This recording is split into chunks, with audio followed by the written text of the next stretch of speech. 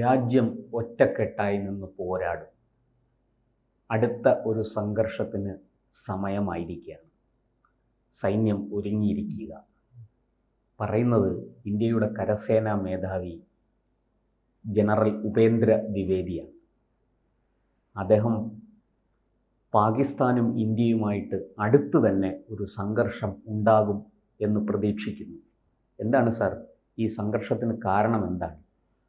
അല്ല, അത് വളരെ പ്രധാനപ്പെട്ട ഒരു കാര്യമാണ്. ഇങ്ങനെ പറയാനിടയാക്കിയ ഒരു സാഹചര്യമുണ്ട്. ഇതിന് തൊട്ടു മുൻപാണ് അസീം മുനീറിൻ്റെ പ്രസ്താവനയുണ്ടായി അമേരിക്കയിൽ നിന്ന്. അവിടെ കുറച്ച് വലിയ വൻകിട ബിസിനസ്സുകാരുടെ കൂടെ ഇരുന്ന് അല്ലേ, അതെ, വിരുന്നിൽ പങ്കെടുത്തതിന് ശേഷമുള്ള ഒരു പ്രസ്താവനയാണ്. ഞങ്ങളുടെ നേരെ തൊട്ട് കളിച്ചാൽ ലോകത്തിൻ്റെ പകുതി രാജ്യങ്ങളും ഇല്ലാതാക്കും. ഞങ്ങൾ തകരുമെന്ന് തോന്നിയാൽ ഞങ്ങളെ ആരും തൊടണ്ട, ഞങ്ങൾ തകരുമെന്ന് തോന്നിയാൽ ഞങ്ങൾ ആണവായുധമുണ്ട്, ഞങ്ങളൊരു ആണവ രാഷ്ട്രമാണ്, അതുകൊണ്ട് തന്നെ ലോകത്തിന്റെ പകുതിയും കൊണ്ട് ഞങ്ങൾ അങ്ങ് പോകും, ഞങ്ങൾ ഒറ്റയ്ക്ക് പോകില്ല എന്നാണ് അസീം മുനീർ പറഞ്ഞത്. ഇത് നമുക്ക് തന്നിരിക്കുന്ന മുന്നറിയിപ്പാണ്. ലോകരാജ്യങ്ങളോടൊന്ന് പറഞ്ഞിരിക്കുന്നതിനില്ല. എന്നാലും എന്നെ അത്ഭുതപ്പെടുത്തുന്നത് അത് അമേരിക്കയുടെ മണ്ണിൽ നിന്ന് ആദ്യമായിട്ടാണ് ഇങ്ങനെ, അതും ഒരു വിദേശ രാജ്യത്തിന്റെ സൈനിക മേധാവിക്ക് ഇത്തരത്തിലൊരു ഭീഷണി മുഴക്കാൻ അമേരിക്കൻ മണ്ണ് വിട്ടുകൊടുത്തിരിക്കുന്നു. അപ്പോൾ നമുക്ക് ഇതിനകത്ത് ട്രംപിന്റെ പങ്ക് എത്രത്തോളമുണ്ട്, ഈ ഒരുപാട് കാര്യങ്ങൾ ഇതിനകത്ത് കൂട്ടി വായിക്കാൻ ഉണ്ടെന്നുള്ളതാണ്. അപ്പോൾ ഇനിയിപ്പോൾ നമ്മൾ നമ്മുടെ സൈനിക മേധാവിയുടെ ഈ പ്രസ്താവനയിലേക്ക് വരണം. ലോകത്തിന്റെ പകുതി രാജ്യങ്ങൾ തകർക്കും എന്നാണല്ലോ അവർ പറയുന്നത്. നമ്മുടെ മേധാവി പറയുന്നത് ഞങ്ങൾ ഇവിടുത്തെ സൈന്യം മാത്രമല്ല ഇറങ്ങാൻ പോകുന്നത്, ജനങ്ങൾ ഒന്നിച്ച് ഈ രാജ്യത്തുള്ള ജനങ്ങൾ മുഴുവൻ ഒറ്റക്കെട്ടായി ഇറങ്ങും എന്നാണ് പറഞ്ഞത്. കാരണം ഇത് കണ്ടതാണ്, രാജ്യം മുഴുവൻ ഒറ്റക്കെട്ടായി ഓപ്പറേഷൻ സിന്ദൂറിലും ലോകത്ത് ഈ പാക് ഭീകരത എന്താണെന്ന് വെളിപ്പെടുത്തി കൊടുക്കുന്നതിലും അതെ, നമ്മുടെ ഐക്യം എന്താണെന്ന് ലോകം കണ്ടു, തെളിയിച്ചു കൊടുത്തു, പ്രൂവ് ചെയ്തു. അപ്പൊ അതാണ് ഇവർക്ക് ഏറ്റവും വലിയ ക്ഷതമേറ്റിരിക്കുന്നത്. പിന്നെ അതുപോലെ തന്നെ സിന്ധു നദീജല കരാറിന്റെ കാര്യത്തിലും അസീം മുനീർ പ്രഖ്യാപനം നടത്തി. സിന്ധു നദീജലം തടഞ്ഞാൽ, അതായത് ഡാം കെട്ടിയാൽ ആ ഡാം കെട്ടിത്തീരുന്നത് വരെ, ഇന്ത്യ ഡാം കെട്ടിത്തീരുന്നത് വരെ ഞങ്ങൾ നോക്കിയിരിക്കും. ഡാം കെട്ടിത്തീരുന്നതും 10 മിസൈലുകൾ അയക്കും എന്നാണ് പറഞ്ഞത്. 10 മിസൈലുകൾ. മുമ്പ് ഓപ്പറേഷൻ ഇവര് ഇങ്ങോട്ട് അയച്ച മിസൈലൊക്കെ എവിടെ പോയി? അതാണ് ആ മിസൈലുകൾ മാത്രമല്ല സാർ, ഈ F-12, J-16 തുടങ്ങിയ വിമാനങ്ങളും ഒക്കെ തകർന്നു കിടക്കുന്നതിൻ്റെ, ഇന്ത്യയെ ആക്രമിക്കാൻ വന്ന അത് ഇന്ത്യൻ വ്യോമാതിർത്തി ലംഘിക്കുന്നതിന് മുമ്പ് തന്നെ അത് തകർന്ന് തരിപ്പണമായി മണ്ണിൽ വീണ, പാക് മണ്ണിൽ വീണ ചിത്രങ്ങൾ, ഉപഗ്രഹ ചിത്രങ്ങളൊക്കെ ഇപ്പം സോഷ്യൽ മീഡിയയിൽ ഇങ്ങനെ പറന്ന് നടക്കുകയാണ്. ഈ അസീം മുനീറൊക്കെ എന്ത് കണ്ടിട്ടാണ് ഇത് പറയുന്നതെന്ന് മനസ്സിലാകുന്നത്? അല്ല, ആരുടെ ധൈര്യത്തിലാണ് ഇത് പറയുന്നത്? അവിടുത്തെ ഭരണാധികാരി മുഴുവൻ അസീം മുനീറാണ്. അത് പാകിസ്ഥാനിലെ പ്രധാനമന്ത്രിയില്ലേ ഷഹബാസ് ഷെരീഫ് എവിടെ പോയി?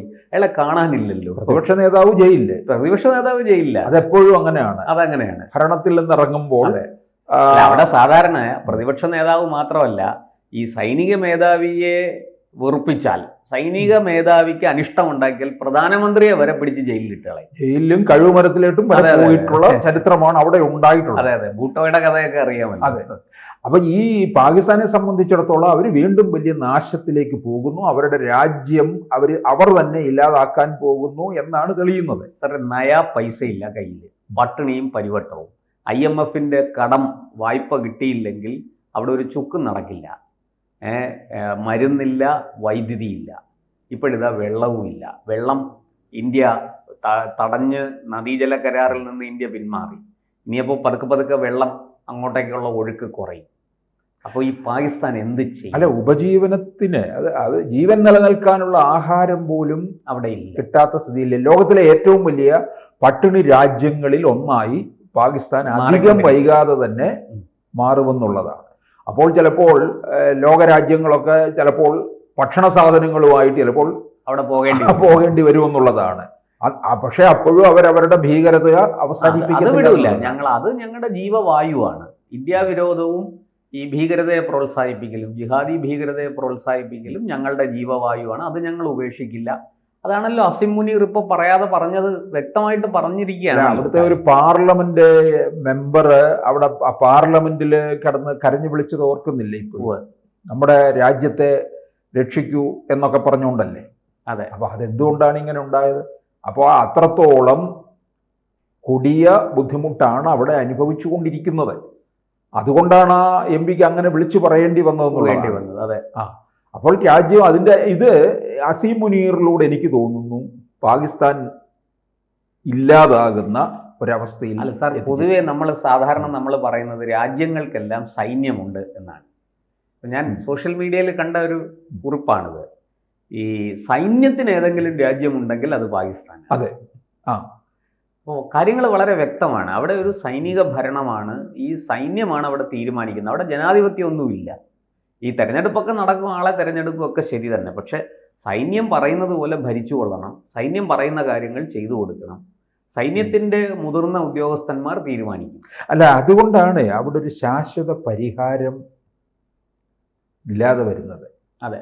സൈന്യം രാഷ്ട്രീയ ഇച്ഛാശക്തിയോ രാഷ്ട്രീയ നേതൃപാടവമോ ഒന്നും ഈ പാകിസ്ഥാനിൽ കഴിഞ്ഞ കുറേ കാലങ്ങളായിട്ടില്ല. അല്ല, നമ്മൾ അവിടെ ഏതെങ്കിലും തരത്തിലുള്ള ഒരു ഒരു ഒരു ജനകീയ മുന്നേറ്റം വല്ലതും കണ്ടിട്ടുണ്ടോ ഇന്നേ വരെ? ഇവിടെ ഞാൻ നോക്കിയിട്ട് നമ്മുടെ രാജ്യത്തെ അടിയന്തരാവസ്ഥ കാലത്തിൽ പോലും പ്രതികരിക്കാനായിട്ടൊക്കെ പലരും ഉണ്ടായിരുന്നു. ശക്തമായ പ്രതികരണങ്ങൾ. അവർക്ക് ജയിലിൽ പോകേണ്ടി വന്നു, അത് വേറൊരു കാര്യം. പക്ഷേ പാകിസ്ഥാനിലെ ജനകീയ മുന്നേറ്റം എന്ന് പറയുന്ന ഒന്നും ഉണ്ടായിട്ടില്ല. അല്ല, അവിടെ ഉണ്ടായിരിക്കുന്ന മുന്നേറ്റം മുഴുവനും ഈ ഭീകരന്മാരുടെ മുന്നേറ്റം. കാരണം എന്തുകൊണ്ടാണ് ജനകീയ മുന്നേറ്റം ഇല്ലാത്തത്? ഈ സൈന്യത്തിന്റെ മുഴുവൻ ഭയക്കുന്നു എന്നുള്ളതാണ്. അവരുടെ ഭീകരതയാണ് ഭയക്കുന്നത്. അവർ ഈ ഭീകരതയ്ക്ക് കൂട്ടുനിൽക്കുന്നു, അവരും ഭീകരരായി മാറും. ഹാഫിസ് സയ്യിദിനെയും മസൂദ് അസറിനെയും പോലെയുള്ള കൊടും ഭീകരന്മാരെ പാലൂട്ടി വളർത്തി ഈ ഇന്ത്യക്കെതിരെ നിഴൽ യുദ്ധം നടത്താൻ വേണ്ടി ആളും അർത്ഥവും ആയുധവും കൊടുത്ത് അവരെ ഇങ്ങോട്ടേക്ക് പറഞ്ഞു വിടുകയാണ്. ഇത് വാസ്തവത്തിൽ ഇതാണ് പാകിസ്ഥാന്റെ നാശത്തിന് കാരണം. അവിടെ വരുന്ന പണം മുഴുവനും അവർ ഈ പറയുന്നത് പോലെ ഇന്ത്യ വിരുദ്ധത വളർത്താൻ വേണ്ടി വിനിയോഗിക്കുന്നു. അതിനുവേണ്ടി വ്യാജ പ്രൊപ്പഗാൻഡ. ഇപ്പോൾ ഓപ്പറേഷൻ സിന്ദൂരിൽ എന്താണ് നടന്നത്? പാകിസ്ഥാന്റെ DGMO വന്ന് ഇന്ത്യയുടെ DGMOയുടെ കാല് പിടിച്ചു, വെടി നിർത്തണേ, ഞങ്ങളില്ലേ, ഞങ്ങളെ വെറുതെ വിടണേ എന്ന് പറഞ്ഞ് കാല് പിടിച്ചു. നമ്മൾ വെറുതെ വെടിനിർത്തി, നമ്മൾ പിൻവാങ്ങി. പക്ഷെ അവിടെ എന്താ സംഭവിച്ചത്? അവിടെ ആഘോഷമാണ്. എന്താ? യുദ്ധത്തിൽ ഞങ്ങൾ ജയിച്ചു. 71 യുദ്ധത്തിൽ ആര് ജയിച്ചു? കാര്യം പകൽ പോലെ വ്യക്തമാണ്. ബംഗ്ലാദേശിനെ മോചിപ്പിച്ചൊരു പുതിയ രാഷ്ട്രം ഉണ്ടാക്കാൻ നമുക്ക് സാധിച്ചു. പക്ഷേ അവിടെ ഇപ്പോഴും പഠിപ്പിക്കുന്നതും പ്രചരിപ്പിക്കുന്നതും ആ യുദ്ധത്തിൽ നമ്മൾ ജയിച്ചു. അതിന് മുമ്പ് നടന്ന യുദ്ധങ്ങളിലും അതുപോലെ കാർഗിൽ യുദ്ധത്തിലും ഒക്കെ നമ്മൾ വിജയിച്ചു എന്നാണ് അവിടുത്തെ കുട്ടികളെയും വരും തലമുറകളെയൊക്കെ പഠിപ്പിച്ചുകൊണ്ടിരിക്കുന്നത്. ഇത് ഇത്തരത്തിലുള്ള ഫാൾസ് പ്രൊപ്പഗാൻഡ, അതിലൂടെ എത്ര നാൾ ഇവർക്ക് മുന്നോട്ട് പോകാനാകും? ഈ ചോദ്യമാണ് ഉയരുന്നത്. ഇപ്പോൾ ഈ പറഞ്ഞതുപോലെ നമ്മുടെ സൈനിക മേധാവി വളരെ ശക്തമായ ഒരു നിലപാടുമായിട്ട് വന്നിരിക്കുന്നു. അദ്ദേഹം രാജ്യത്തോട് ആഹ്വാനം ചെയ്തിരിക്കുന്നു.